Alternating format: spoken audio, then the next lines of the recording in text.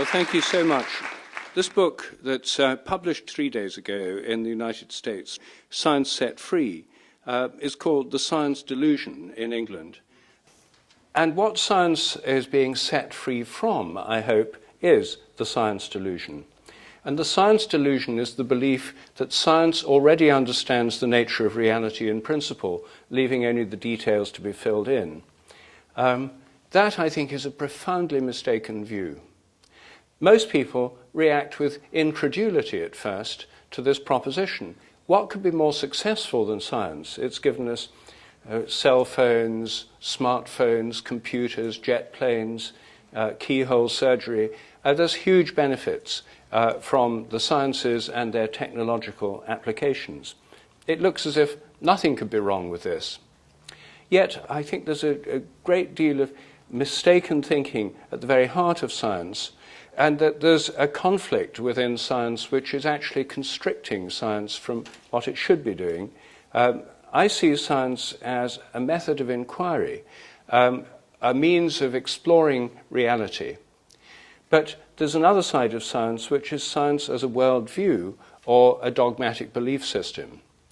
Now, most people, again, are incredulous when I suggest that science is a dogmatic belief system, because they say, well, surely science is the one thing that enables us to go beyond dogmatic beliefs. It's the one thing that pays full attention to evidence and free inquiry and open-minded thinking. That's an ideal of science, and it's an ideal that I share, but it's not one that's usually put into practice. Within the sciences, there's a very strongly defined set of beliefs, which most scientists don't even realize are beliefs. They think other people have beliefs, Christians, Buddhists, Muslims, and so on, but they don't have beliefs, they know the truth. And these beliefs are taken to be such established truths that they're not even discussed. When you study science, people don't say, these are the things you've got to believe, here's the creed. You absorb them as if by osmosis. They're just things that are so taken for granted, you assume they must be true. And most people outside the scientific world assume they must be true because science is so successful and has such huge prestige as a result of it. What I do in this book, Science Set Free, is take the 10 dogmas of modern science, the 10 most important dogmas, and I turn them into questions, treating them as hypotheses that can be tested rather than assumptions you can't challenge. The 10 dogmas are as follows. First, the belief that the whole world is mechanical or machine-like. The universe is a machine, animals are machines, plants are machines, humans are machines, lumbering robots, in Richard Dawkins' evocative phrase. So everything is basically mechanical. Machines differ from organisms in that organisms have their own self-organizing powers. They organize themselves. Plants grow by themselves, for example. They also have their own purposes or goals. Machines don't. Machines are designed from outside, and they don't have their own purposes. They just do what humans want them to do. They serve our purposes. The difference is clear if you compare trying to get somewhere in a car compared with riding there on a horse. If you get in the car, it'll go wherever you want it to go as long as it's in working order. If you get on a horse, it might easily have ideas of its own and not go where you want it to go because it's an organism. It's got its own goals. In the 17th century, by taking away purposes, designs, and so on from nature and taking them outside nature, putting them in a transcendent machine-making God, the founders of modern science thought they were strengthening the case for religion by weakening the autonomy of nature. But they did so by enforcing on the sciences right from the very beginning this machine theory of nature, a mechanistic view. Now that's the first and the most central assumption. But it's not a proof to many places of decimals tested by experiment. It's just a metaphor. You can't prove a metaphor. It's useful in certain respects, but not in others. And my view is that nature is much better thought of as organic, as the universe is like a developing organism. Well, that's the first assumption or dogma. The second is that matter is unconscious. The universe is made up of atoms, molecules, stars, galaxies, crystals, all of which are completely unconscious. Everything in nature is unconscious, except human brains and maybe the brains of a number of other higher animals. Or for the liberal materialists, maybe going down as far as insects or worms. But nevertheless, matter itself is intrinsically unconscious. Then there's the assumption that the laws of nature are fixed. The laws of nature are the same today as they were at the moment of the Big Bang, and they'll be the same forever. And as well as the laws being fixed, the constants are fixed. The fundamental constants like the gravitational constant, the speed of light, and so on, have always been the same. The next assumption is that the total amount of matter and energy is always the same, the principle of conservation of matter and energy. Next, that nature is purposeless. The whole of nature is devoid of purpose, and the entire evolutionary process has no purpose or direction. Next, biological inheritance is material. Everything that organisms inherit is inherited materially, mainly as DNA, or now there's added complexity through epigenetic modifications of the DNA, or through cytoplasmic inheritance. But essentially, most people treat the word hereditary as if it's synonymous with genetic. Assumption number 7 is that memories are stored as material traces inside the brain. Everything you remember is somehow encoded and stored inside your brain. Dogma 8, the mind is inside the head. Mental activity is brain activity. It's all inside your head. Assumption 9, dogma 9, follows from number 8. Psychic phenomena are illusory. Things like telepathy may appear to exist. Lots of people may believe they've had telepathic experiences, but that's because they're not smart enough to realize it's just coincidence or must have some other perfectly normal explanation. It's an illusion. And dogma 10, mechanistic medicine is the only kind that really works. Alternative and complementary therapies may appear to work, but that's because people would have got better anyway, or it's just the placebo effect. But mechanistic medicine is the only real kind of medicine, and that's why governments almost exclusively fund research on mechanistic medicine and not on other kinds, and why insurance companies and national health services confine almost all their funding to mechanistic medicine, because it's the only kind that really works. It's scientific medicine. Well, those are the 10 beliefs which underlie the modern worldview. Within science, some of them are questioned by some scientists in some areas of science, and as I hope to show today and tomorrow, all of them really have been superseded by advances in science itself. But nevertheless, these are the beliefs that most people pick up during the course of their scientific education, or indeed in the course of any kind of education, because almost all modern people have been brought up to have a respect for science and to believe it must be true. So these are the default assumptions of most educated people. Now, when we turn them into questions, things look very different. First of all, within science, you're not meant to question them. If you question them, you break taboos, and there's all sorts of sanctions against breaking taboos. I don't have time this evening to go into all 10 delusions, but I'll just deal with 2 or 3 of them. Tomorrow I shall speak in more detail about these in the workshop at CIIS. I'll start with the total amount of matter and energy is always the same. This very familiar assumption. The assumption is the total amount of matter and energy has always been the same since the moment of the Big Bang, when all the matter and energy in the universe suddenly appeared.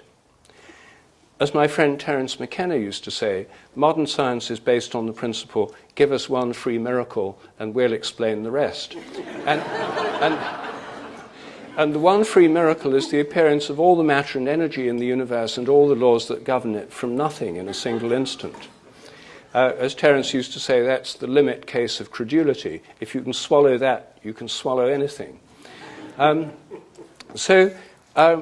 The normal belief is that the total amount of matter and energy is always the same.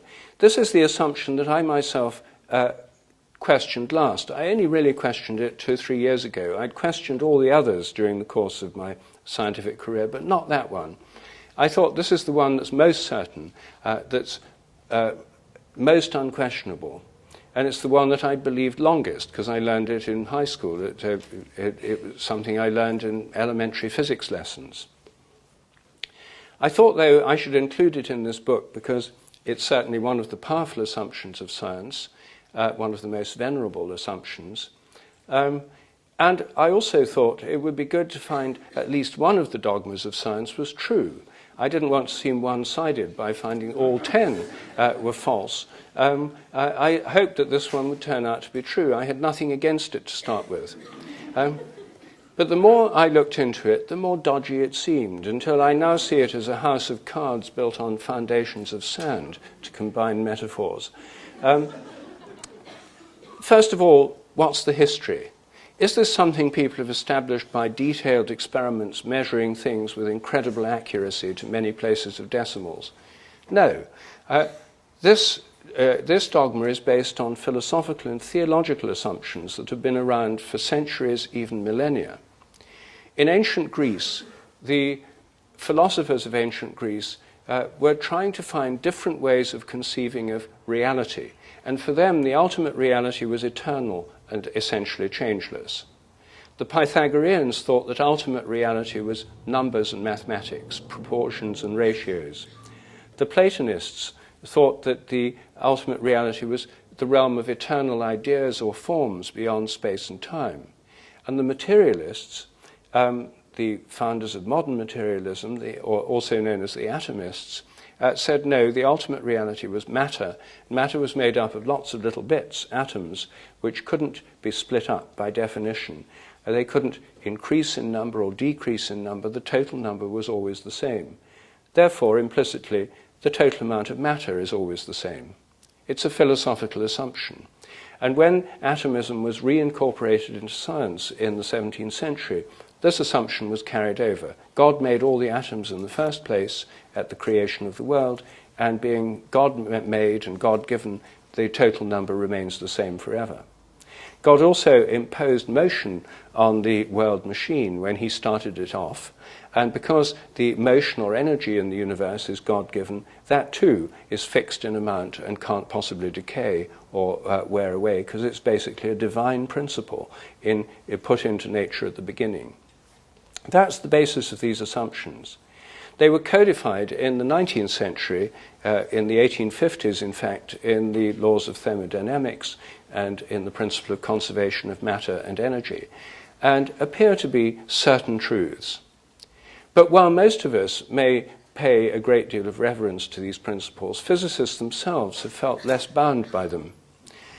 In the 1980s, it became clear that galaxies were attracting each other much more than they ought to if you add up all the matter in the stars, make a generous allowance for black holes and planets and gas clouds. You think all the mass they might have, and they were attracting other galaxies much more than they should by gravitation if you add up all that matter.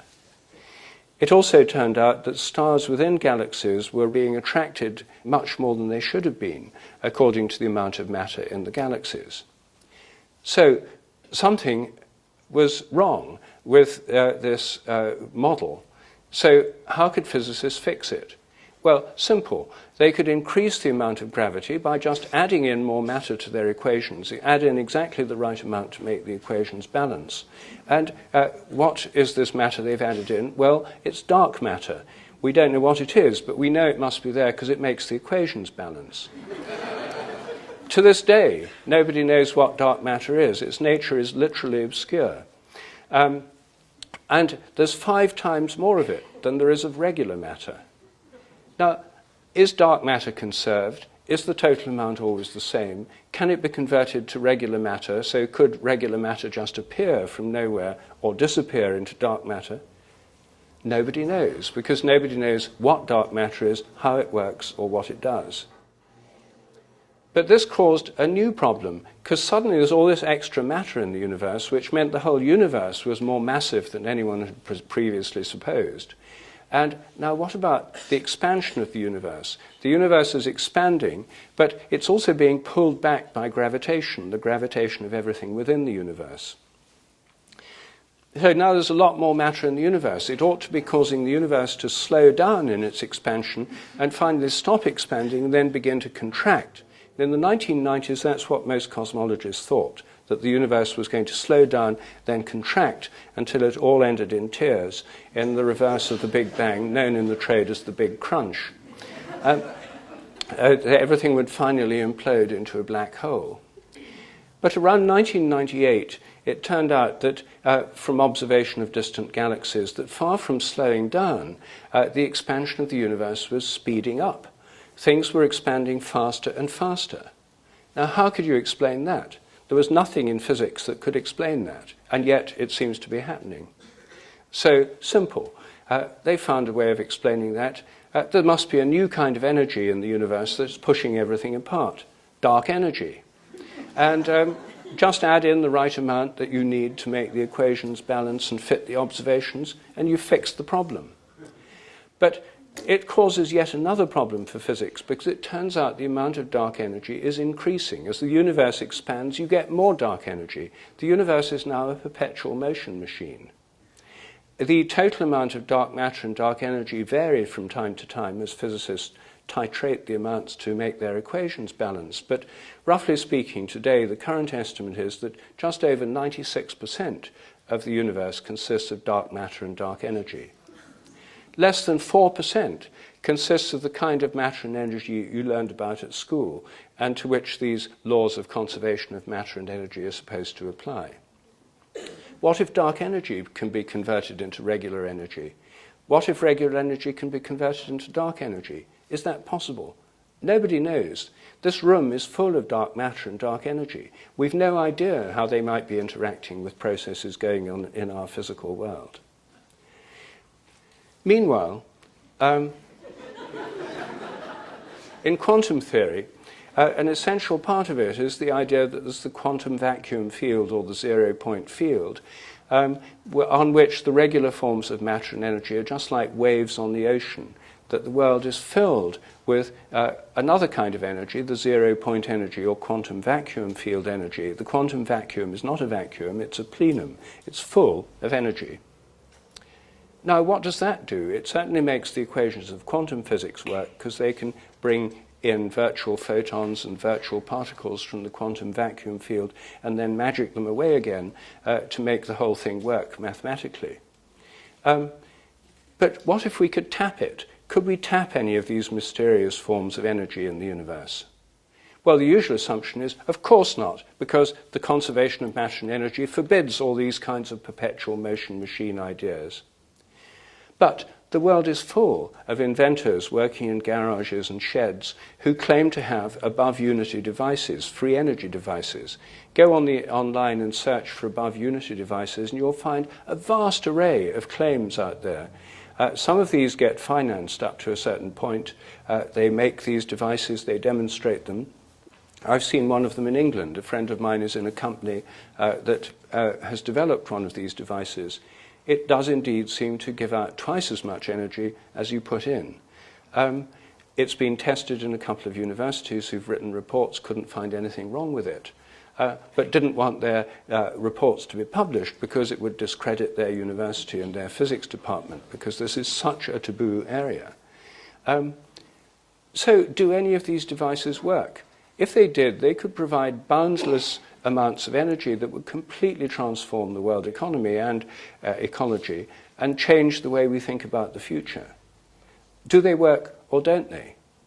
Nobody knows, because there's no scientific tests done of these in the official world, because they're completely taboo. They defy this dogma. Because they defy this dogma, they're kept in the fringe areas of science. They're in a realm of parascience or fringe science, where all sorts of extraordinary claims are made, many of them perhaps quite absurd. What could we do about it? Well, nothing if we stick with business as usual in science. If we don't, though, if we take the view that perhaps some of these forms of energy really exist and can be tapped, take seriously what science is actually telling us, how would you find out? Well, my suggestion is a competition, $1 million prize. The best above unity device would win the prize. People could submit their various claims, their devices, have them tested by engineers and physicists who would not be trying to debunk them, but give an honest appraisal of whether this is working as it seems to. Some have already been tested and do seem to work as they're claimed to. If anyone wins this prize, I think it would change the climate, because people would then invest in these things and things would happen. Right now, they have small investors, but as soon as they go to the big investors, like the big energy companies, they then call up their physics advisors, and within 5 minutes, the guy will say, these people are claiming it's above unity. That's impossible. This is just another perpetual motion machine crank. Forget it. So the prejudice is so great that it's very hard for them to get investment. If anyone won this prize, I think the climate would completely change.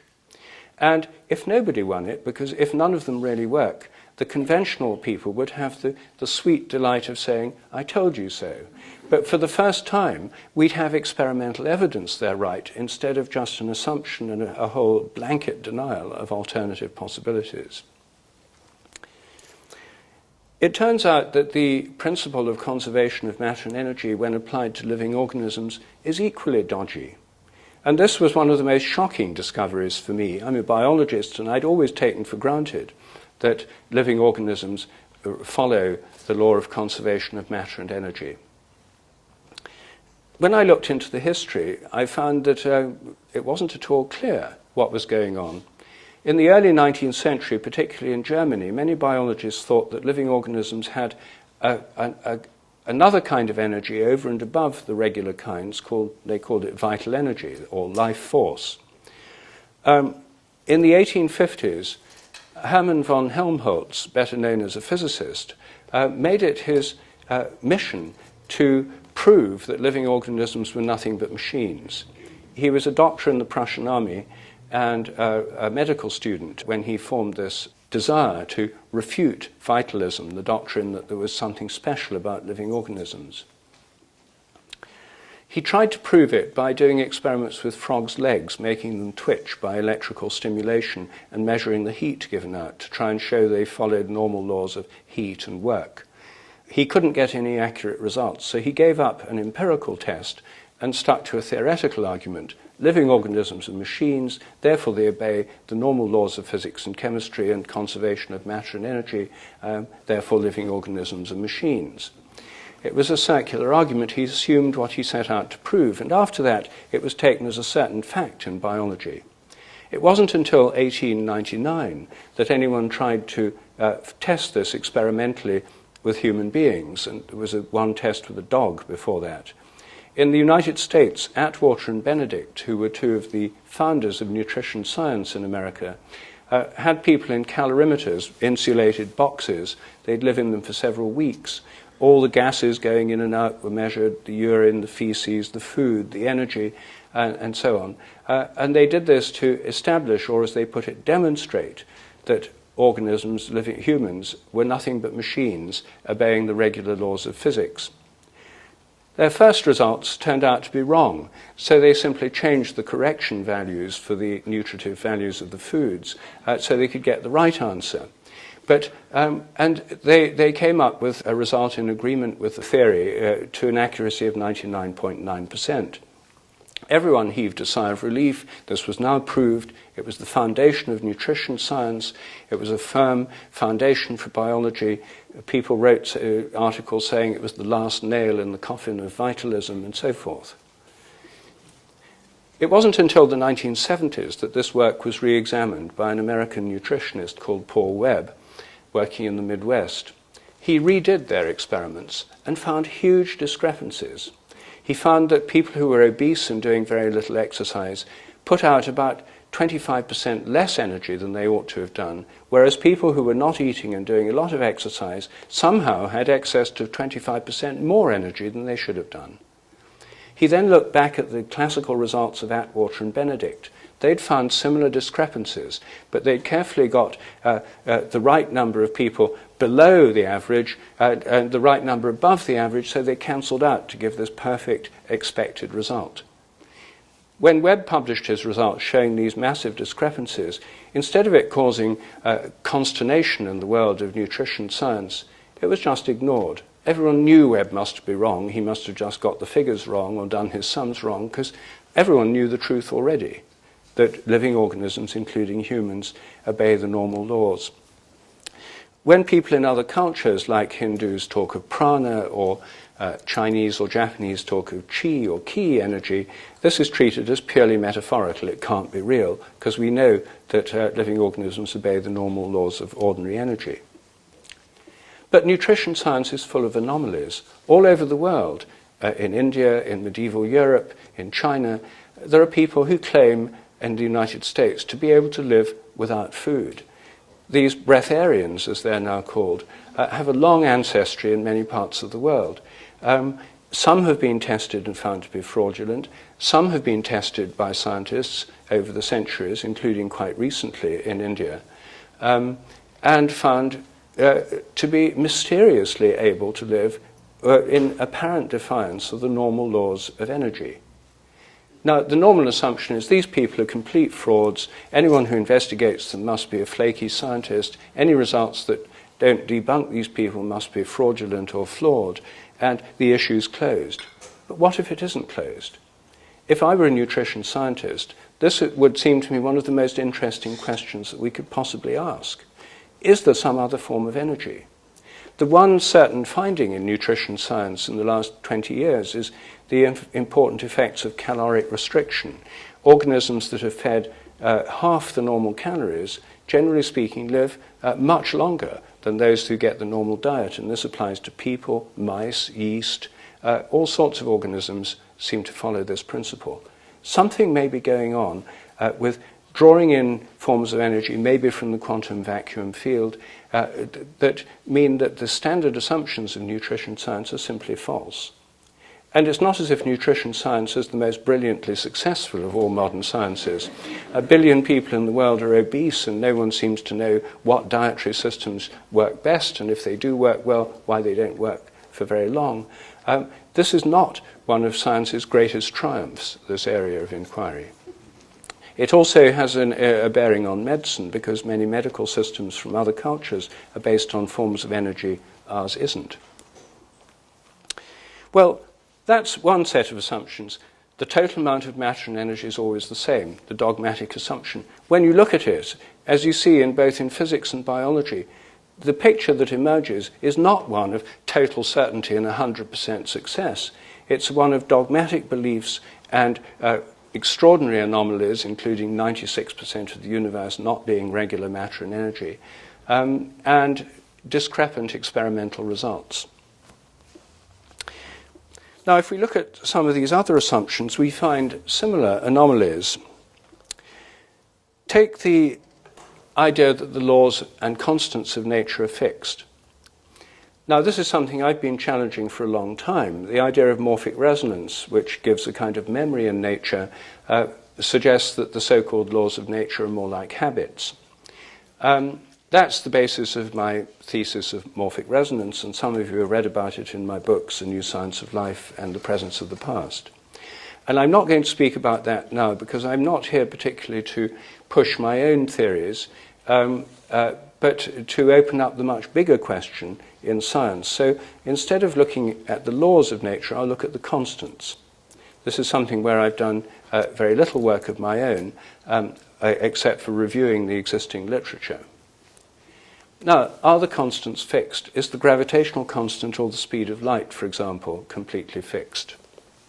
Well, you might assume they must be. Surely this is something that's well known. But if you look at the data, a very different picture emerges. I started by going back through handbooks of physics, where they give the constants. And if you go back through previous editions, you find the constants actually are quite different as you move back through these editions of handbooks of physics. And in doing this, I discovered that the speed of light dropped by 20 kilometers per second between 1928 and 1945 all over the world. And then it went up again to somewhere near its pre-1928 value. And the values that people found in labs all around the world were very accurate ones according to their own data. They had very small error bars. They were up there with the tiny error bars, then they went down here with tiny error bars, then they went up there. It wasn't as if there was a huge spread of error that encompassed this 20 kilometers per second drop. No, something else seemed to be happening. I went to talk about this to the head of the metrology section. Metrology is the science which measures the constants, at the British National Physical Laboratory, Dr. Brian Petley. He was kind enough to see me and to discuss it with me. And so I said to him, now what do you make of this drop in the speed of light between 1928 and 1945? And then it went up again. He said, oh dear, he said, you've uncovered one of the most embarrassing episodes in the history of our science. And I said, well, it needn't be embarrassing. I said, what if the speed of light really dropped? Wouldn't that tell us something really exciting and interesting about the universe? He said, well, it couldn't have really dropped. And I said, why not? He said, because it's a constant. So then I said, well, then how do you explain this discrepancy, this drop, with people getting these small errors? I said, the only thing I can think of is that people, suddenly the fashion changed and people started adjusting their results, fudging them to get what they thought was the expected value. He said, oh, we don't like to use the word fudging. And I said, what word do you prefer? And he said, we prefer to call it intellectual phase locking. And so I said, you mean that all around the world people intellectually phase-locked on this new value, discarded discrepant values, corrected them till they got that right value, and then published values that agreed with what they thought everyone else was getting? He said, well, more or less. And I said, well, then when it went up again, then the same thing happened. He said, yes, more or less. I said, well, could it happen again? He said, no, thank goodness it can't happen anymore. And I said, why not? He said, we fixed the speed of light by definition in 1972. And I said, you mean you've just defined it by a kind of fiat? And he said, yes. And I said, but what if it really changes? He said, we'd never know. We've redefined the meter in terms of the speed of light. So the units it's measured in would change along with the speed of light if it did change. So that's the state of play in the most fundamental of all constants in modern physics. With the most ancient of constants in physics, Newton's universal gravitational constant, big G, as it's known in the trade, it's written with a capital G. The values of big G have been fluctuating wildly. Even in the last 10 years, it's varied by more than 1.3%. Most people assume these things go accurate to many places of decimals, but not so. Big G varies embarrassingly. And how they actually fix the value of G is they get different labs around the world measure it. They take an average of their measurements, discarding ones that seem to be too far off on the grounds they must be errors. Then the different labs submit them to the International Committee on Metrology. They then discard any values from labs where they think the lab must have got it wrong because it doesn't agree with the others, average the remaining ones and come up with what's called the best value of G. When I left Dr. Petley's office, he said, oh, by the way, you might like to see this. He said, it's just come from the press, and he leant down beneath his desk. There was a cardboard box full of pamphlets. He pulled one out and gave it to me. He said, the latest values of the physical constants. So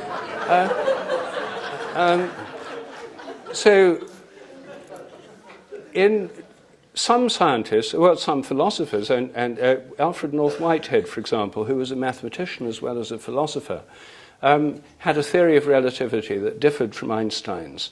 And his differed in that it predicted that the measurements of big G would vary from time to time as measured on Earth. And so there is a reason for thinking they might vary. They might also vary if there really is dark matter and if it's in clouds of uneven density, if the Earth passes through them in its orbit round the Sun, or if the Earth in different parts of its orbit is affected differently by dark matter out there in the galaxy, it could affect these measurements. So the question is, do these measurements vary similarly all around the world?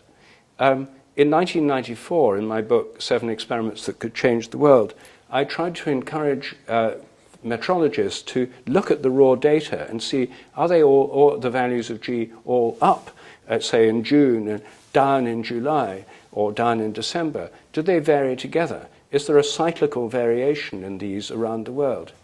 They refused to do it because they said, G is constant, this is a meaningless question. But the data are there, it wouldn't cost very much to do this. It's terribly frustrating that it hasn't been done. I think if it was done, we might find meaningful variations in G which could actually be analysed and give rise to new science. Now, this isn't a terribly fundamental thing, it's a fundamental constant, but we're talking something fairly simple to do here. A graduate student could probably do this analysis. It might turn out, in fact, that the constants, they all vary as measured. The usual assumption is these variations are all errors. It might turn out that they vary within limits rather chaotically. The day may come when we open scientific journals like Nature every week, and there might be a page like the stock market reports on the constant. So this week G held constant, C was up a little bit, the fine structure constant was down, there's been a fall in the charge on the electron. It might be that there's a quality of time, perhaps a little like that astrologers think in terms of, but which might, because of different balances in the strength of the different constants. It would mean different things could happen at different times. All these things are possible, but we'll never find out if we have the dogmatic assumption they're constant and all the variations are ironed out, and the old values are simply discarded, and we always go with the latest best value. So there's the assumption that the constants of nature are fixed. It's nothing but an assumption. Some physicists have proposed they might actually vary over time. It has actually been discussed a little bit by Whitehead and by Paul Dirac and a few other physicists. But for the most part, this question is not entertained within science. But there's no reason it shouldn't be. And it's not as if science as we know it will collapse. It would just get more interesting, and we might find out something really new. Now, I'll take another of these assumptions now, that memories are stored inside the brain. Now, this is something that not just scientists take for granted, but most people take for granted. If you just ask the average person you meet on the street, where are memories? They'd say, oh, in your head. It's just a standard assumption of our whole culture.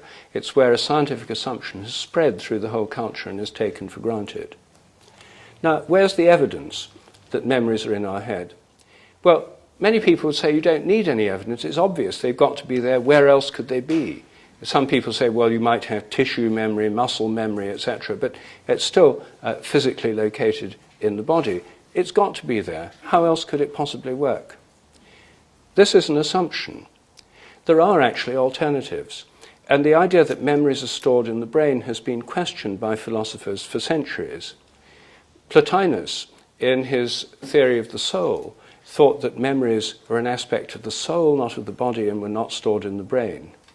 Henri Bergson, the great French philosopher, in his book Matter and Memory, provided a persuasive argument that memories are not stored in the brain. There's another kind of causation, a causation across time, which can carry memories across time without them being stored in brains.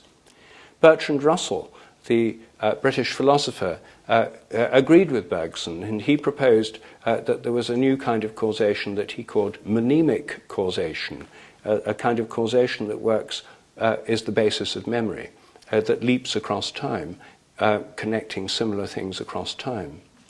Ludwig Wittgenstein came to the conclusion that memory was not stored in the brain. He was one of the most influential philosophers in the English-speaking world in the 20th century.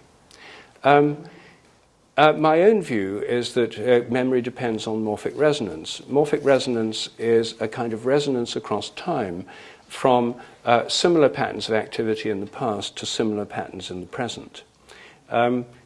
That's the postulate of the theory. It's a resonance theory of memory.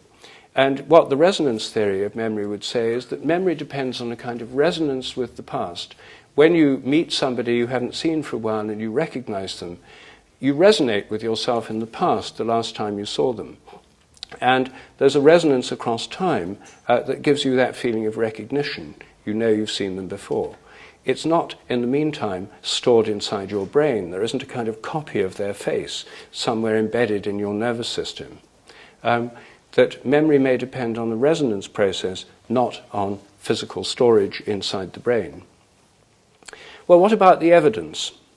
For 100 years, people have been trying to find the putative memory traces inside brains. In the 1950s, there was a determined attempt to find these by Carl Lashley here in the United States, who trained rats and monkeys to learn a wide variety of tricks.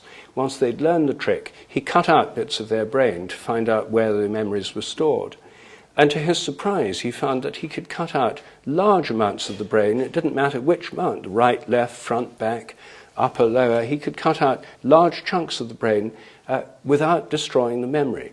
Of course, if you remove the whole brain, the animal couldn't behave anymore, so you couldn't detect what was going on in terms of memory. But you could cut out large amounts of the brain, and these animals, after they recovered from the operation, could still remember. He came to the conclusion that memory seemed to be both everywhere and nowhere in particular. It couldn't be localized. His student, Karl Pribram, took this idea further with his idea of the holographic storage of memories, that they're stored like a hologram over large regions of the brain. Since then, there have been further determined efforts to find memories, either in modified nerve endings, in phosphorylated proteins, or in other molecular mechanisms. Over and over again, they've drawn a blank. We know that when memories are laid down, there's activity in certain regions of the brain, particularly the hippocampus. And when the memories are retrieved, there's activity in the brain that can be detected by brain scans. But in between, they just seem to disappear. Now, does this make people think, are they really there? No. They just say, we haven't found out where they are yet. We need a few billion more dollars, and we'll have another determined attempt to find them. But you see, there may be a very simple reason for this repeated failure. After billions and billions and billions of dollars have been spent, millions of man-hours expended on this quest, the reason that they can't find them may be very simple. They may not be there. It may be rather like coming to your house and trying to find what programs you watched last night on television. Did you watch Obama's acceptance speech? Can I find out by analyzing the transistors and wires in your TV set? No, I can't, because it doesn't leave a trace in the TV set. That's not how TV works. It tunes in. It doesn't store. It's not a video recorder. It's a receiver. I think our brains are much more like receivers than recording devices. And of course, if you damage a receiver, you can damage the ability to retrieve memory. If I came and damaged the sound circuit of your TV set, I could make your TV set aphasic. It wouldn't speak. But that wouldn't prove that all the sounds that come out of the TV set are originating inside that bit of the TV set, or that they're stored there. Similarly, brain damage through injuries, stroke, or degenerative diseases like Alzheimer's doesn't prove, if the memory is lost, that the memory is stored in the damaged or decaying tissue. It merely shows that this is affecting the ability to retrieve the memory. So it turns out that memory storage in the brain is an extremely open question. The evidence actually favors a resonance theory because of the failure of repeated attempts to find traces in brains. The reason, it also explains a lot more. Morphic resonance depends on similarity. We're all similar to lots of people in the past, especially members of our own family. And it would explain what Jung called the collective unconscious, a collective memory on which we all draw. But the reason we have our own memories is because we're more similar to ourselves in the past than we are to anyone else. If I ask you who's most similar to you in the past, the answer has to be you. You're more similar to yourself 10 years ago, 20 years ago, a day ago, than you are to anyone else. And that's why you have your own memories and not other people's.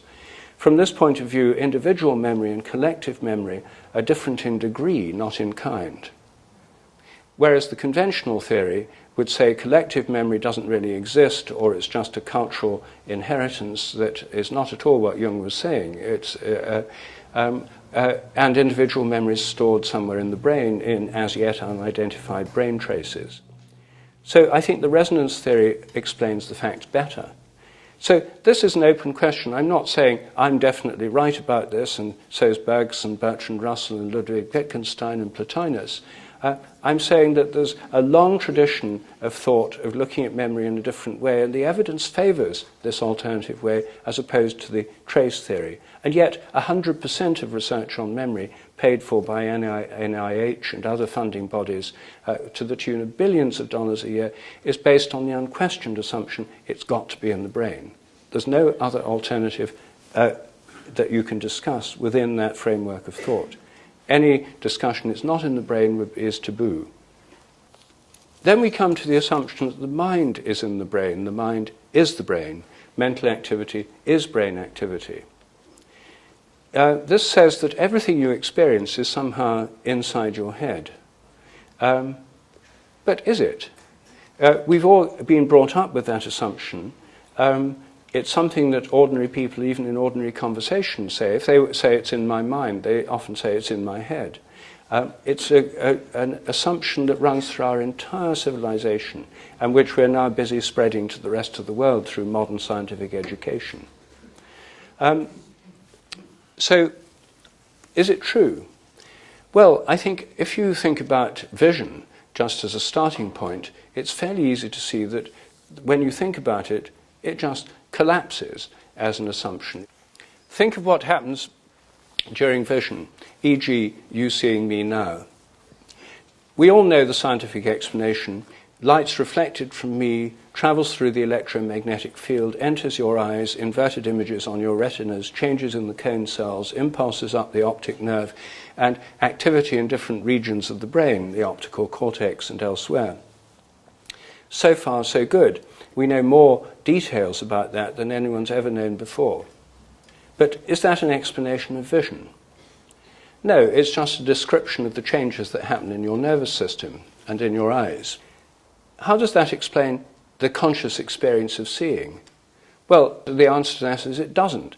That none of this explains consciousness at all, which is why the mere existence of consciousness is called the hard problem by philosophers of mind. So then, what might be going on? Well, where are these images located? The usual assumption is that your nervous system mysteriously generates a virtual reality display in full color and 3D inside your head, and that's what you're experiencing. Well, that's quite a stretch. No one's ever seen a virtual reality display inside a head. But let's just stay with this conventional view for a while.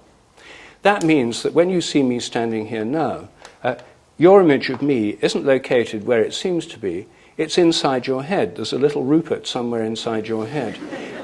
And if you look at the sky, then the sky you're seeing is inside your head too. Your image of the sky is inside your brain. There was a seminal paper on this subject published in a leading journal recently called "Is Your Skull Beyond the Sky?" And the author of the paper concluded, yes, of course it must be, because everything you experience is inside your brain. So your skull is beyond the sky. Everything you experience is inside your head.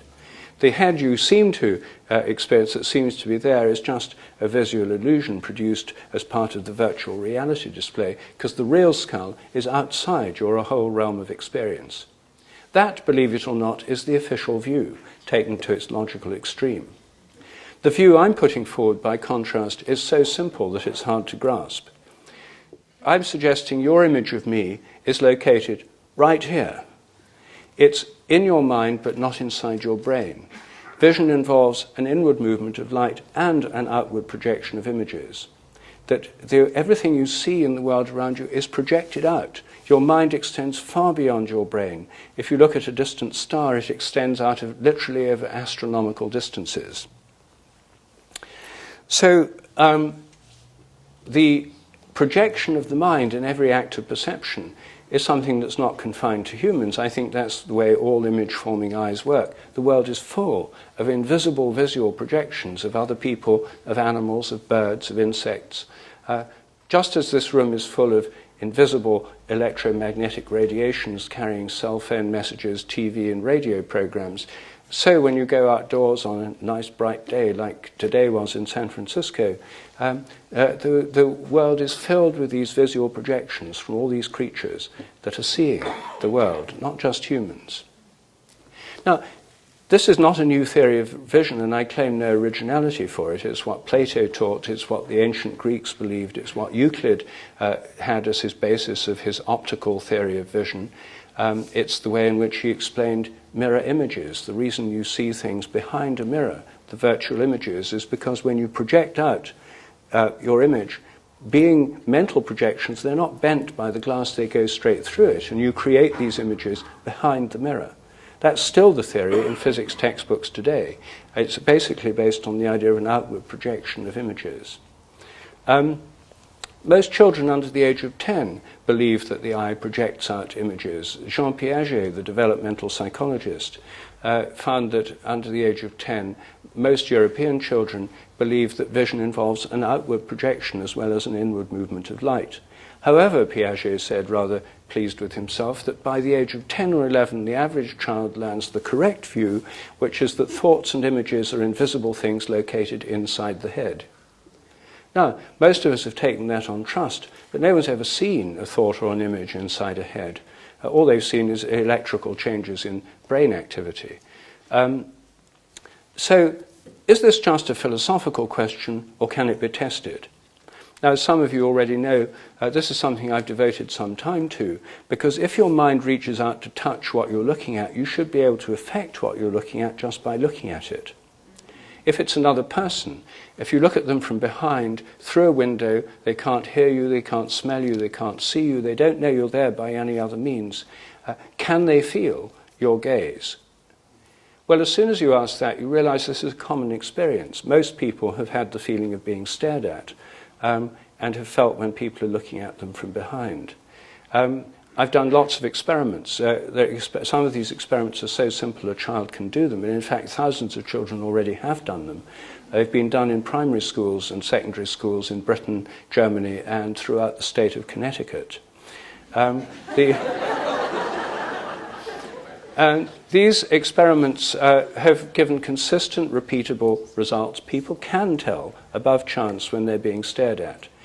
This experiment's also been running in the Amsterdam Science Museum, the NEMO Center, for 15 years now. Tens of thousands of people have taken part. It's one of the biggest experiments ever done. The results are overwhelmingly positive and statistically significant. The sense of being stared at seems to be real. Yet regular science can't explain it at all, and it's treated as a completely taboo or paranormal topic outside the remit of conventional science. It's not mentioned in regular psychology courses except dismissed as a superstition or an illusion that the uneducated are prone to believe in because they haven't learned a proper scientific theory of vision. Yet, ordinary people may be completely right about this. I think it's a very fundamental ability. Most animals have it too. I think it probably evolved a very long time ago in the context of predator-prey relationships. A prey animal that could tell when a hidden predator was looking at it would tend to escape better than one that couldn't. And so I think this is very fundamental, very basic. It's found all over the world. Over 90% of people have experienced it. And it fits with a theory of vision that doesn't confine it all to the inside of the head. For that reason, it's completely taboo within science. And yet, it seems to happen. It's not expensive to do this research, and it's in fact very interesting. So I think the idea that the mind is confined to the brain, this is one line of argument that I think is persuasive in showing that the mind isn't confined to the inside of the head. The same theory is taken to mean that all our sensations of our body are in our brain. If I feel a pain in my toe, the pain isn't in my toe, it's in my brain. And it's referred to my toe in a rather unexplained way. What I'm saying is that just as my image of you is where it seems to be, namely outside me and where you're sitting, if I feel a pain in my toe, that pain is in the toe. It's not inside my brain. The brain may play a part, it does play a part in the sensation of pain and registering it, but the sensation is not in the brain. So I don't think our body image or our images of the external world are all in our brain. I think brains are grossly overrated, just as genes are grossly overrated, because people have tried to cram everything into brains, all perceptions, all thoughts, all sensations, all visual perception, all memory has been crammed into the brain. But the brain just doesn't do that. It's not what it's doing. It's working in some quite different way. Just as people have tried to cram all hereditary information into the genes, I think a lot of it's conveyed by morphic resonance. I'll talk more about that tomorrow in relation to biological inheritance. Well, I think this is enough to show that I've only dealt with 3 of the dogmas this evening, and only with part of them at that. But this just gives you a flavour. And when you look at these dogmas in a critical scientific way, it turns out that they're, as hypotheses, they're not supported by the evidence. Better hypotheses are possible. This doesn't mean that the whole of science collapses and Western civilization falls into ruins. It means science gets more exciting, more interesting, and we can ask new questions. It'll be more fun. And how might science move forward? Well, there are 2 ways I think that are really important. I think the first is something that we can all play a part in. The world of professional science is full of people who've had psychic experiences, who have religious beliefs and practices, spiritual practices, who go to alternative practitioners and so forth.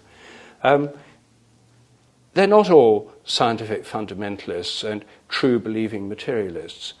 Such people exist, and Richard Dawkins has done us all a favour by crystallising those views and making them fully explicit.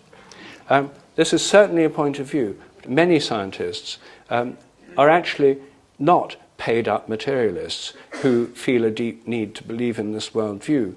They go along with it in public because not to do so would damage their career. It's a bit like communism in Russia under Brezhnev. How many people actually believed in the theories of communism? In public, many of them gave lip service to them. When party leaders made speeches, tens of thousands of people were clapping in unison in these huge halls of the people. But did that mean they really believed it? No. When communism collapsed, how many were true believers in communism? A few, there were certainly some, but it wasn't a majority. And I think that's true in science today. Another factor that's important here is that the demographics of science are changing dramatically. Last year, 2.5 million people in India graduated with science and engineering degrees. 1.5 million in China, 500,000 in the US, 100,000 in Britain. And of those who, at the graduate level in the US and in Britain, of those people, 1/3 were Asian. They were Indian, Chinese, and Korean.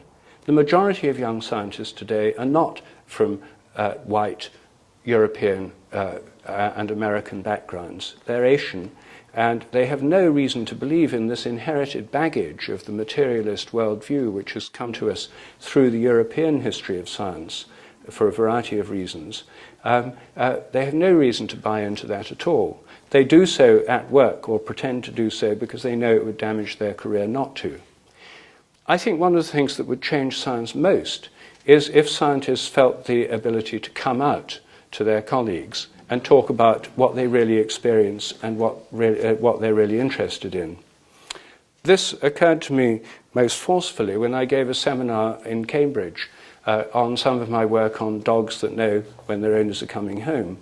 There were 6 scientists in this small seminar, and they were all interested in the results. They talked about it politely. They were very non-committal in the official question period. They asked about the statistics, the methodology, and so on. But afterwards, one by one, they came up and they said to me, you know, I've always been interested in this kind of thing. It's one reason I went into this in the first place. And another would come up, look around during the tea break. If no one was listening, he said, you know, I've got a dog that does this right now. You know, when I go home from the lab, it's waiting for me at the door. When all 6 had told me they thought this was happening, and when all 6 had said the same thing to me, but I can't talk about it to my colleagues because they're all so straight, I said to them, why don't you guys come out? You'd have so much more fun. And I think this is the way forward within the sciences. I think there's so many people there who have spiritual interests, psychic experiences and so forth, that don't or can't talk about them to their colleagues. If they do so, they'll find that many of their colleagues share these interests, and the conversation in the laboratory tea room would become so much more interesting than it is at present. And these kinds of bigger questions I'm talking about would become part of the scientific debate rather than being marginalized and kept in taboo areas where if scientists talk about them at all, they do it with their colleagues after a few glasses of wine with trusted friends in the evenings. I know that the scientific world is full of people who don't believe this because since I've been out for decades, scientists feel quite free to talk to me. And since my book, The Science Delusion, came out in Britain, I've been receiving emails from eminent British scientists in different branches of science and medicine telling me about their views, and some of them asking to meet me to discuss this. I've been having a series of clandestine meetings with eminent scientists. And for good reasons, they explain to me why they can't let their colleagues know what their true views are. And for one or two, the price is very heavy. They'll lose their grants, they won't get their papers published in high citation peer review journals, they won't get tenure or promotion. There's a big price to pay for breaking these taboos. But if enough people do it, it would be like gays and the gay liberation movement. It would be empowering, mutually empowering. And it would just make science so much more fun and much more attractive to young people. Right now, it really puts off a lot of bright young people because they see it as just a load of dry facts you've got to learn. If they were aware that lots of questions are truly open, I think it would be a very different situation. Well, I think that's enough to give you a flavour of this book, and I'd be happy to answer any questions.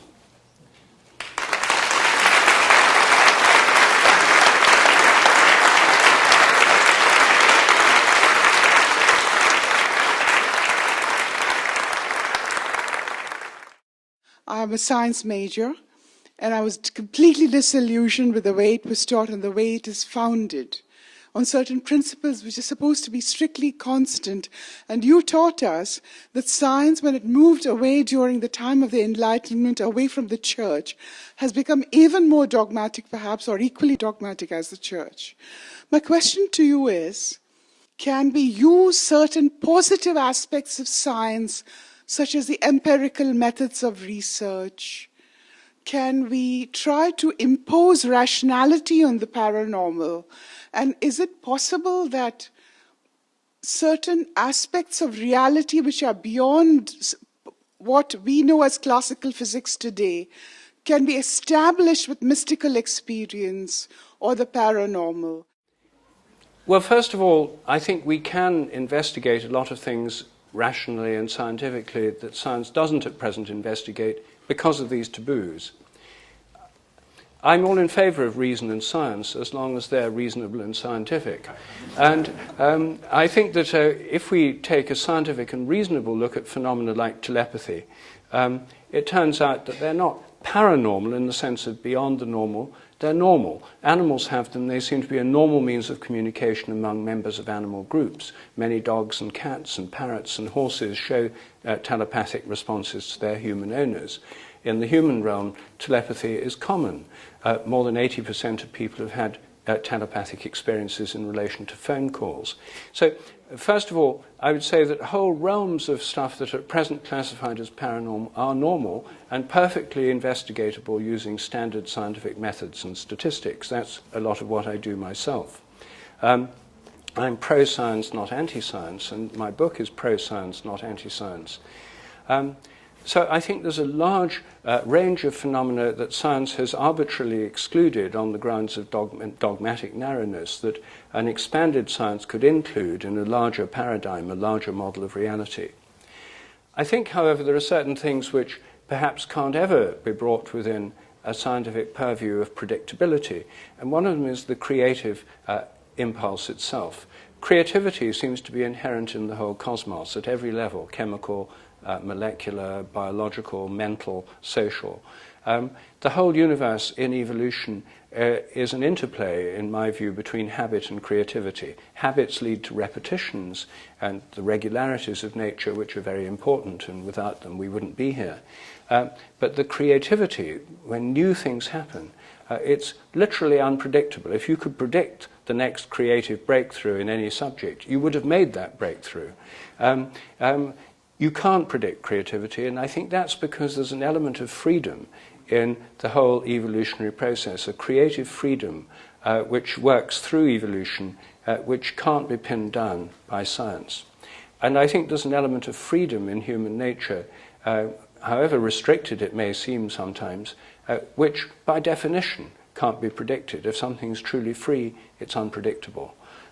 You can statistically predict what people will make in terms of free choices, roughly how many people will choose cornflakes as opposed to ricicles or something in supermarket shelves. There are statistical predictions, but for really important free choices, I think that there's an unpredictability, just as there is at the quantum level with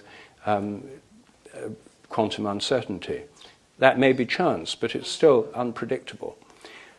So I think that these are all realms where science, there are realms science can expand into, other realms which possibly it can't.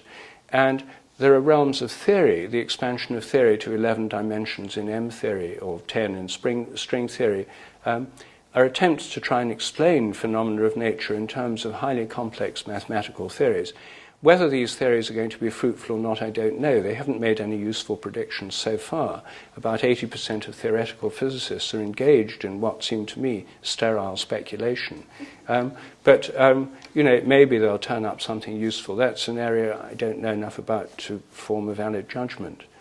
But your point about the potential expansion of science, the paranormal becoming normal, I think is a very important part, and it's already happening. An argument that I hear from a lot of scientific materialists is that by trying to complexify and nuance science, it leaves the door open to, for example, those who want to deny climate change or deny evolution, to then say, well, science is really kind of mistaken about a lot of things, so why can't they be wrong about these issues? And granted, of course, in evolution, a lot of the materialists will simplify the picture, and give a mechanistic account of biology and so on, and that it's all random natural selection, and that picture needs to be complexified. But how do you think about sort of the public education of science, especially in a country like America, where there's a large sector of the population that's actively denying many what would seem to be scientific facts? Well, there is no country like America. This sort of anti-science movement, creationist movement and stuff, we simply don't, at least it hardly exists in Europe or in most other parts of the world. It's a peculiarly American phenomenon. Now, that doesn't mean it's not important. It's very important. But I myself think that the best way is to be honest. And I don't think that there's any point in trying to oppose religious fundamentalism by scientific fundamentalism. And what we've got at the moment is a kind of scientific fundamentalist like Richard Dawkins attacking creationists.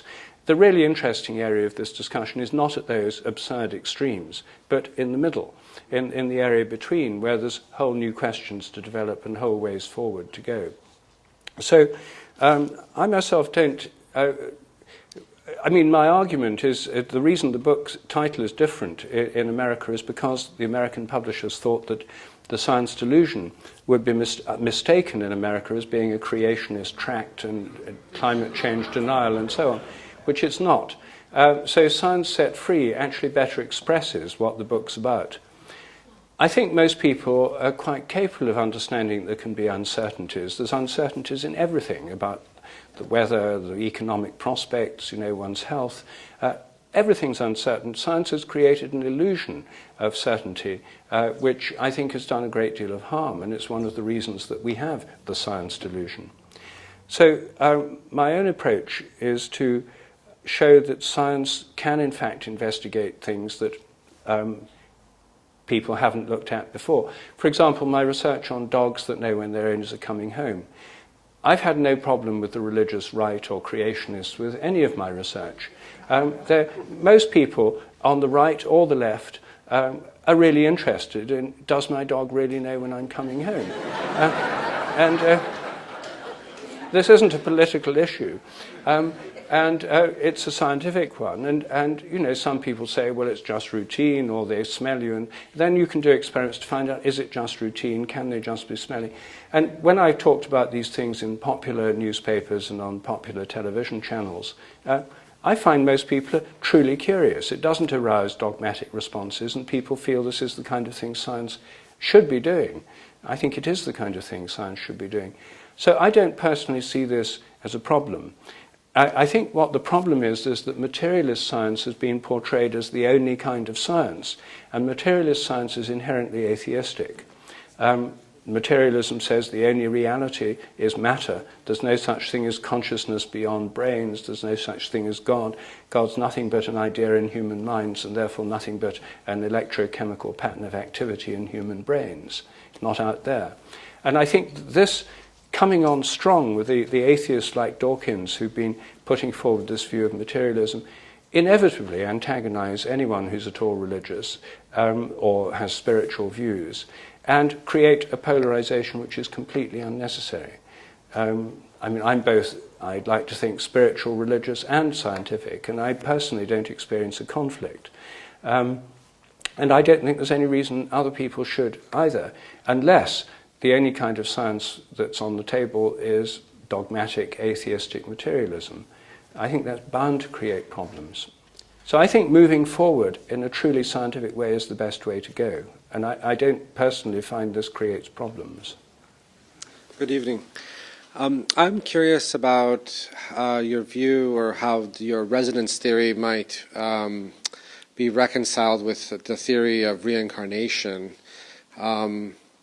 I'm a big fan of the mind-only school of Buddhism, which, similar to what I was hearing tonight, purports that the body and the physical realm is a function of mind, rather than the mind being a function of the physical.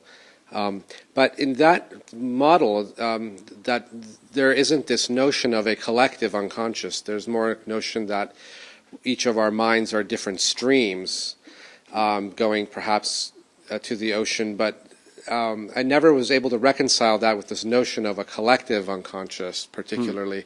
So I'm just curious your view on that divergent stream in regards to this, and also just reincarnation in general. I've tried discussing some of these things with Buddhist scholars from different traditions, including the Tibetan. And although they're very good on the subject of mind and the way the mind works as experienced through meditation, they're not usually very interested in bigger cosmological questions. The Buddha himself wasn't. You know, don't waste your time on these when you really need to concentrate on, you know, clearing your own mind.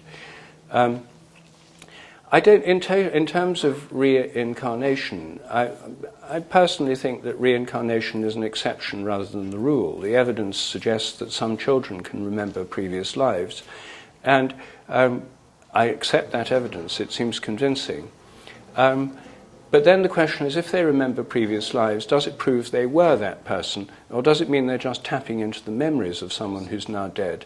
I think we all tap into the memories of millions of people who are now dead. Sometimes people might tap into one more than all the others. You might have a transfer of memory. So then the question arises, is a continuity of memory proof of personal identity, or isn't it?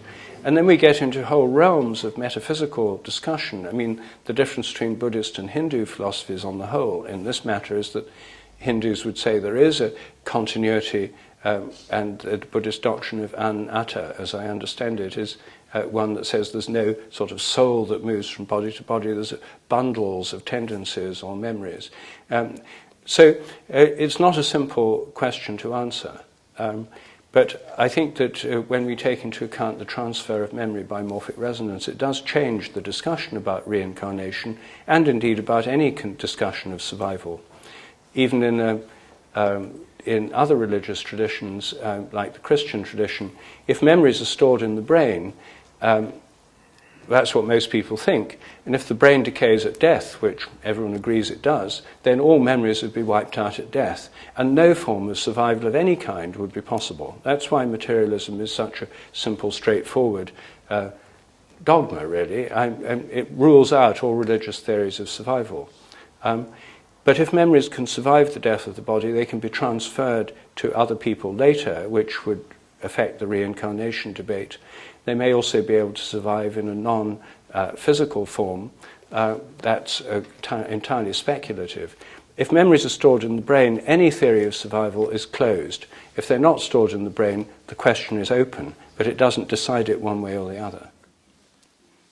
So then, do you view that memories and this, because I'm not familiar with your writings, that there's kind of like a collective sort of, I mean, just as you were describing the waves in the air that our television set tunes into, yes, are you suggesting that that consciousness is kind of this in this sort of all melted together, and that where do you get the? Well, I'm suggesting we have access to a collective memory, a human collective memory. Animals, rats, could tune into a rat collective memory, and so on.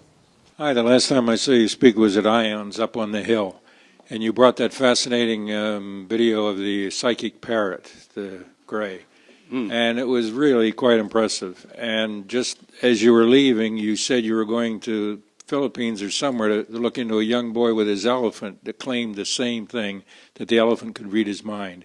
And you pretty well proved that parrot could read the mind of that lady. Where is the parrot today, and what happened with the elephant? Well, I went to South India to look at elephants and how telepathic they were with their mahouts. I found that there were some fairly convincing stories, but there wasn't any situation where I could easily do experiments. Working with elephants is a little bit cumbersome. So there's no news flash on the elephants. As regards the parrot, Enkisi, Enkisi is still alive and well, now aged about 14. African greys can live to 75, so he's still quite young. His vocabulary continues to increase. He now has a vocabulary of about 1,500 words, which is the largest ever recorded for any animal of any species in history. And he continues to speak in inventive sentences in an appropriate way. So Aimee Morgana, whose parrot he is continuing to study him, and she's working away with the parrot. She hasn't published any of her data yet. She's got vast amounts of data. But I'm hoping sooner or later she will. And this is a very long-term project. Anyway, the parrot's alive and well, I'm pleased to say. Hi. I'm just interested in this concept of the laws of nature changing and not being constant, and also how that intersects with your idea that mind and resonance sort of contain the physical world in a way. So if those intersect, I'm interested in what you think about how the laws of nature and their change mirror our thinking, and how those pattern after each other and how they intersect. You mean the laws of nature in the non-human world, how they might be affected by the way we think? Yeah, yes. Well, there's a sense in which the laws of nature are human constructs. I mean, you don't actually go out into nature and find a law. What we observe are regularities in nature, and I myself interpret them as habits. Many scientists would say they follow from eternal mathematical laws. I would say that's just a way of thinking about them. One of the problems with modern science is that it's deeply anthropomorphic. It pretends not to be, but it is. If you look in the natural world, where do you find laws? You don't. If you look in the human world, where do you find them? Well, not in tribal societies. They have customs. You find them in civilizations. It's the only place you find laws. And in the 17th century, the concept of laws of nature was directly metaphorical. God was the emperor of the universe, and he made up the laws that govern nature. And being all-powerful and omnipotent, he acted as the universal law enforcement agency, making sure that everything obeyed them. It's a terribly anthropomorphic concept. We don't find laws in nature. As C.S. Lewis once said, to say a stone falls to earth because it's obeying a law makes it a man and even a citizen. It's an anthropomorphic concept. So what we do find in an evolving universe is changing regularities of nature. And the sciences are in a kind of dialogue with the natural world through experiments and observation. Anyway, the best concept I can find to explain these is habits. And of course, we have habits too, but it's not just humans that have habits. Lots of animals have habits. Even crystals have habits. It's a very much wider metaphor than law, which is confined only to certain kinds of human society. On behalf of everyone here, thank you so much, Rupert. One more round of applause.